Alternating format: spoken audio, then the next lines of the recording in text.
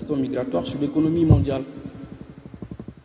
Et nous allons aussi, bien évidemment, traiter des conséquences et puis essayer de faire une esquisse de solution en termes d'implication qui, à ma foi, mérite beaucoup plus d'attention. Et au niveau de ces solutions, ce qu'il faudra penser aux solutions qui peuvent être envisagées à l'échelle mondiale, mais aussi des solutions qui peuvent être aussi qui peuvent être mises en place dans nos différents pays. Et pour parler de façon générale de la question migratoire, donc de l'immigration ou de l'émigration, il faut dire qu'il y a pas mal de croyances qui sont partagées sur la question de migration. Et parmi ces causes, elle englobe essentiellement les fragilités sociales et puis les inégalités économiques que l'on estime être les causes les plus importantes de la migration massive que nous connaissons aujourd'hui, surtout celle qui porte sur les jeunes. Et ça relance justement la question de la problématique de la gouvernance de nos ressources nationales, mais aussi la question du partage de ces ressources qui voudra, dans les conditions normales, être égale, pour éviter que ceux-là qui ne bénéficient pas mieux de nos ressources ne partent pas ailleurs ou ne se confondent pas à des méthodes qui peuvent être un peu des comportements assez dissolus. Et historiquement, il faut dire que les continents européens et américains ont connu pas mal de vagues successives de déplacements, mais aussi dans l'autre sens. Il y a eu beaucoup de gens qui sont venus d'Europe dans les Amériques, tout comme des gens ont quitté une partie du continent américain vers d'autres parties du continent américain ou du continent américain de façon générale et vers l'Europe. Tout comme il y a aussi cette migration dont on ne parle pas souvent, c'est tous ces jeunes Africains qui quittent des mégapoles d'Afrique pour d'autres. Ça peut être par exemple ces Guinéens, ou disons ces Africains de l'Afrique de l'Ouest qui partent en Afrique centrale. On a connu dans les années 90 pas mal d'Africains de l'Ouest qui sont partis en Afrique centrale parce qu'en ce moment on a découvert des ressources comme le diamant ou l'or qui ont fait que pas mal de gens se sont déplacés vers ces pays. Et il y a par exemple un chercheur qu'on appelle Jean Eteveux qui a travaillé et qui nous apprend que la question de déplacement elle n'est pas nouvelle. Il y a maintenant quelques millénaires que les gens se déplacent d'un point A à un point B et dans tous les sens.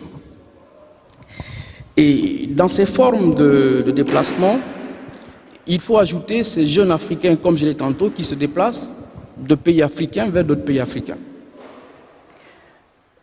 Et aujourd'hui, dès qu'on parle d'immigration ou de la crise migratoire, on fait allusion à ce qui se passe en Afrique. Donc, ces jeunes qui quittent nos pays africains, nos capitales africaines pour l'Europe de façon générale.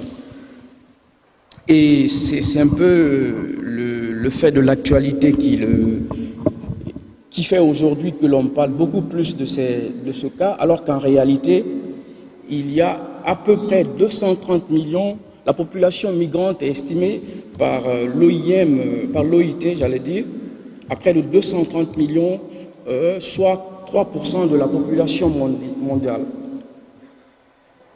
Mais bizarrement, on ne mentionne pas, comme je l'ai dit, aujourd'hui, on parle beaucoup plus de ces jeunes africains, alors qu'en réalité, le corridor migratoire le plus important au monde, c'est celui mexicain. Il y a à peu près 900 000 Mexicains qui tentent chaque année de partir aux États-Unis. Et ça, c'est un chiffre qui peut être d'autres d'autres améliorations, je veux dire que l'on pourrait bien voir ce chiffre à la hausse. De l'impact, je l'ai tout de suite dit pour aller un peu plus vite, il y a quand même de quoi se réjouir. C'est pas ce qu'il faut se réjouir ou pas, mais c'est extrêmement important de mentionner. Et une population migrante estimée à près de 3% de la population mondiale, tous ces gens qui quittent ces pays à faible économie, il y a une projection qui a été faite par l'OIT qui estime que le revenu mondial va connaître un accroissement de 262 milliards d'euros en 2025, soit une progression de 6% du revenu mondial. Et quand on prend un pays comme la France, la population issue de l'immigration, elle n'est pas seulement celle qui ne fait rien. Il y a parmi elles ceux qui participent de façon importante à l'économie de ce pays.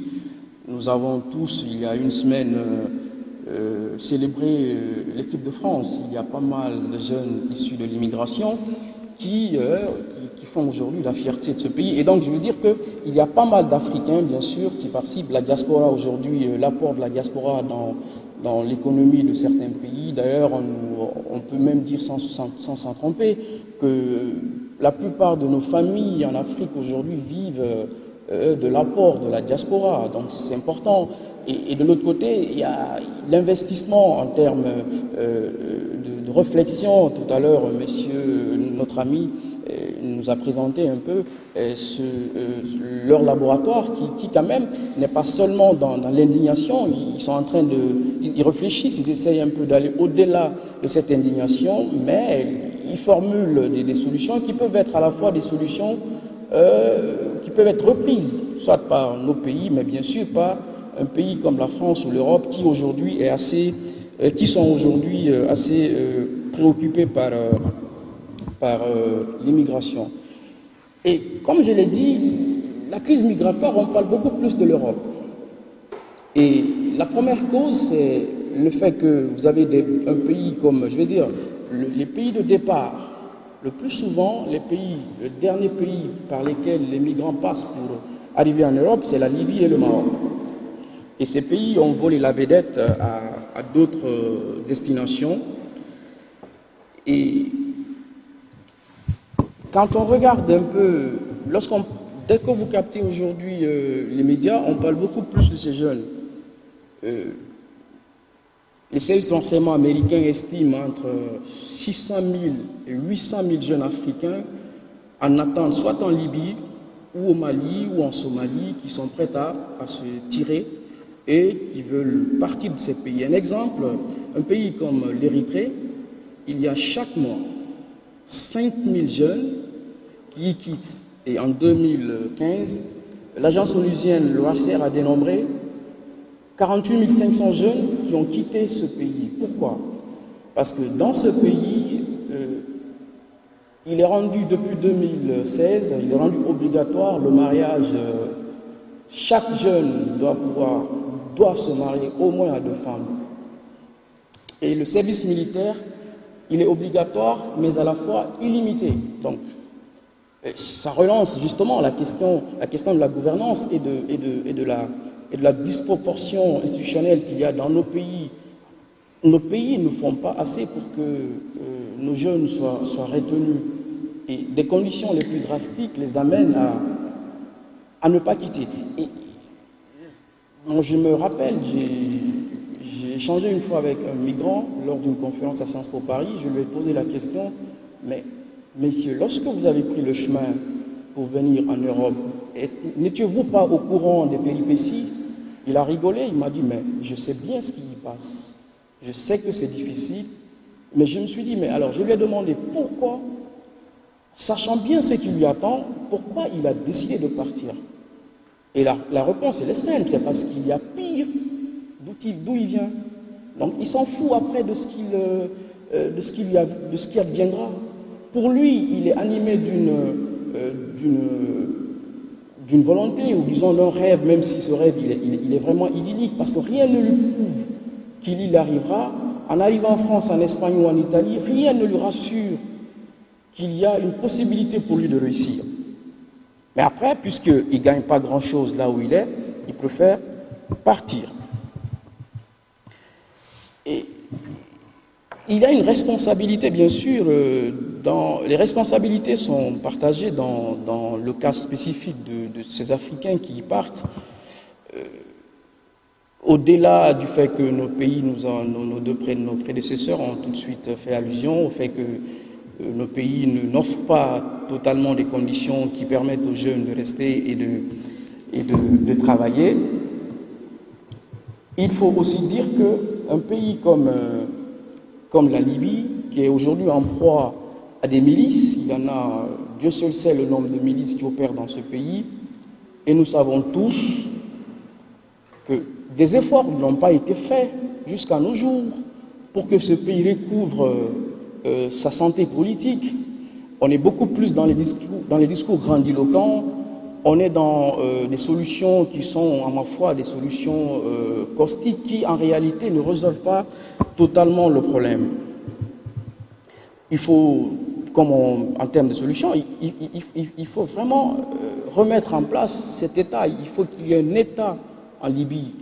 Parce que la plupart, quand on regarde un peu la trajectoire, le parcours migratoire de ces jeunes qui sont en Europe ou de façon générale, la plupart quittent la Libye et le Maroc. Lorsque vous leur demandez, la trajectoire elle est très simple. S'ils partent de la Guinée, c'est la Guinée. Le Mali c'est la Libye. La Libye, soit ils passent par la Libye pour arriver en Espagne ou ils passent par le Maroc. Et en parlant peut-être de solutions, moi je pense qu'aujourd'hui la solution la plus importante c'est cette implication de la communauté internationale pour restaurer bien sûr un État en Libye. Il faut que les pays africains acceptent de restaurer l'autorité, un véritable État au niveau de ce territoire qui en réalité n'existe que de par nom. Et nous savons tous qu'un État, en plus de la délimitation territoriale, il y a cette approche juridique qui voudrait qu'il y ait une autorité politique qui existe, qui aussi, comme toutes les populations, sont assujetties à l'état de droit. Donc des pays comme la Somalie, l'Éthiopie, l'Érythrée, le Darfour, l'Afrique centrale et de l'Ouest, pas mal de ces jeunes sont aujourd'hui victimes de kidnapping, d'expulsions sommaires et même des arrestations arbitraires dans cette partie de l'Afrique. Et je pense de même qu'en plus de cette implication de la communauté internationale, il y a un travail en amont qui doit être fait. C'est la création d'emplois et ce ne sont pas, c'est pas l'Europe, c'est pas l'Union européenne, c'est pas pour ces jeunes. Ce travail incombe aux autorités des différents pays de mettre en place tout ce qu'il faut pour que ces jeunes ne partent pas. Et en termes de solutions, il faut créer de l'emploi, comme je l'ai dit. Il y a aussi qu'il faut réfléchir à des mécanismes à moyen et à long terme. C'est que il faut aujourd'hui, il y a pas mal de jeunes, quand je prends par exemple la diaspora, il y a pas mal de jeunes qui sortent d'écoles et d'universités célèbres ici, mais qui n'ont pas la possibilité d'aller travailler en Afrique. Premièrement, ils n'accèdent pas au crédit. Deuxièmement, il n'y a pas d'action publique qui prenne en compte des projets que j'appelle des projets porteurs. Aujourd'hui, lorsque vous avez fait l'aéronautique ou l'informatique, vous ne pouvez pas vivre dans le pays parce qu'il n'y a pas de courant, parce que le taux d'intégration de l'Internet est un problème. Il n'y a pas d'action publique et nos États, nos administrations ne réalisent pas que tous les jours que Dieu fait, les demandes, en fait l'offre change, les habitudes changent et la science évolue. Donc il y a bien lieu de réfléchir à cela. Et je pense, et je suis de ceux qui croient fermement qu'il faut que nos États s'investissent dans la formation professionnelle. On a tellement d'universitaires, mais après ça ne rime pas à grand-chose. Quand je prends un pays comme le nôtre, nous sommes un pays minier, nous avons suffisamment de mines, mais je vous dis, la plupart de ceux qui opèrent comme techniciens dans les entreprises minières installées en Guinée, ce sont des étrangers. En fait, c'est des Béninois, c'est des Nigérians, c'est autres. C'est incroyable que les Guinéens, que l'État guinéen n'ait pas réfléchi depuis maintenant 40 ans à mettre en place véritablement une école qui forme des gens à des professions dans le domaine des mines. Il n'y en a pas. Et d'ailleurs, même ceux qui réussissent, ces jeunes qui réussissent à venir ici en Europe, quand ils arrivent, ils n'ont aucune qualification. Au moins, on aurait pu, en formant ces jeunes, permettre un peu cette migration du travail, ce qui permet à un Béninois de venir en France s'il a la compétence. Mais quand il arrive, il est désavantagé par le fait de sa couleur ou des autres considérations qui ne sont pas d'ordre normal, mais aussi il n'est pas bien parce qu'il n'a aucune qualification qui lui permette de travailler. Et l'autre solution, c'est vraiment, il faut aller aujourd'hui vers une politique migratoire humaine. Il faut que les États occidentaux, les États vers lesquels la migration est la plus importante, ou disons les pays qui reçoivent, il faut penser à ce que j'appelle une politique migratoire humaine, qui associe une approche globale de la question. Parce que, je vous donne un exemple, ils sont aujourd'hui pas mal de jeunes étudiants dans nos pays qui remplissent les conditions de venir ici en Europe, c'est-à-dire qu'ils ont la possibilité de se prendre en charge et ils sont pour la plupart reçus, ils ont en fait reçu une inscription préalable dans les universités françaises, mais qui ne peuvent pas venir. Ils remplissent les conditions, on ne peut pas leur donner le visa. Alors, quand ces gens ne peuvent pas venir, on leur refuse le visa pour des raisons qui ne sont pas des raisons valables. Qu'est-ce qu'ils font? Ils prennent la mer.